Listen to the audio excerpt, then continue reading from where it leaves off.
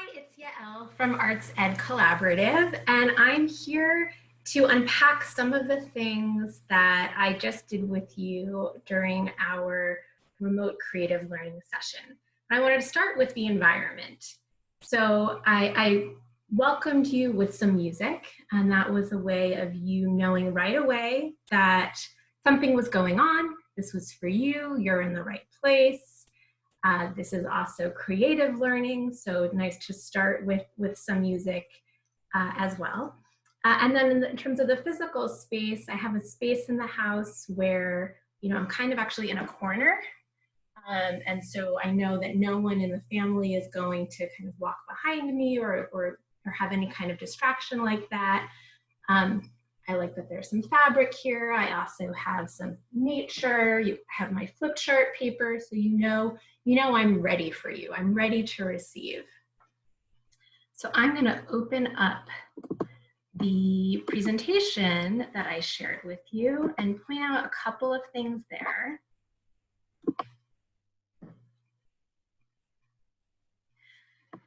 So again, in addition to the music when you first showed up, there are some instructions about renaming yourself and also just getting everyone to introduce themselves into the chat right away.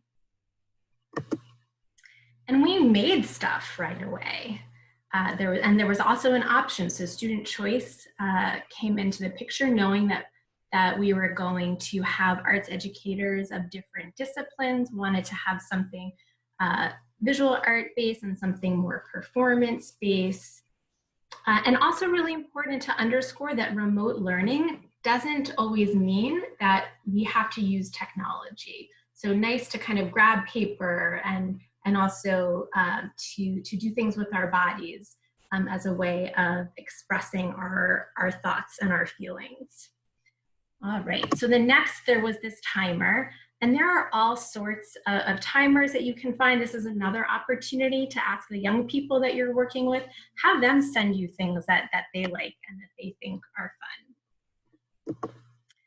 We then used Mentee, which is free. I think there's also then an additional premium version.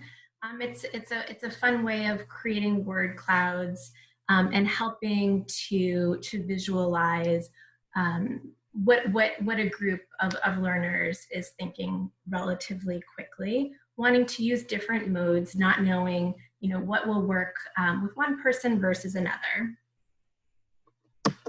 And then we moved on to this Google add-on called Pear.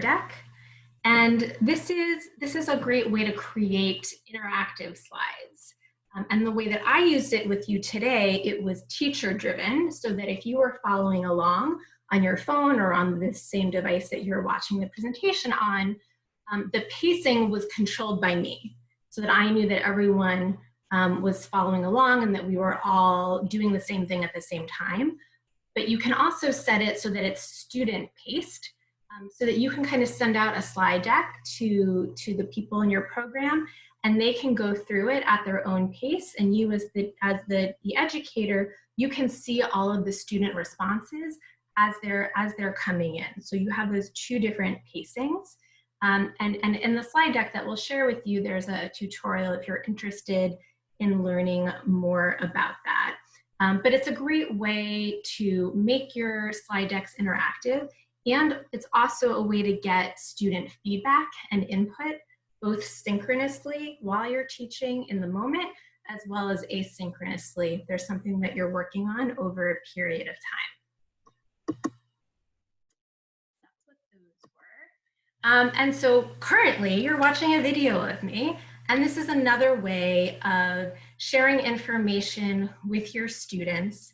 Sometimes direct instruction is what is needed, and doing so in a recorded way allows students to view it when they are ready. They can always refer back to it. They don't have to rely on notes. That's available to them.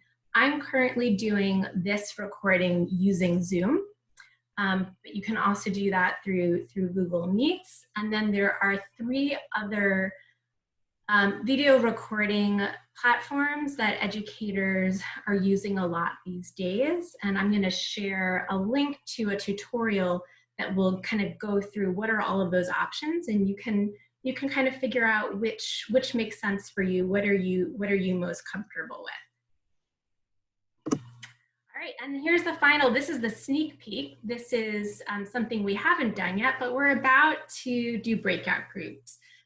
Which at this point, I think most of the folks on this call have participated in a breakout room, but we have found that it's just so helpful to break up online instruction as much as you can, and to provide opportunities for learners to work in pairs, in small groups, to process what you're offering, have that opportunity to be a little bit more social, work with their peers, and stay engaged. So thanks so much for tuning in, and I hope this was helpful.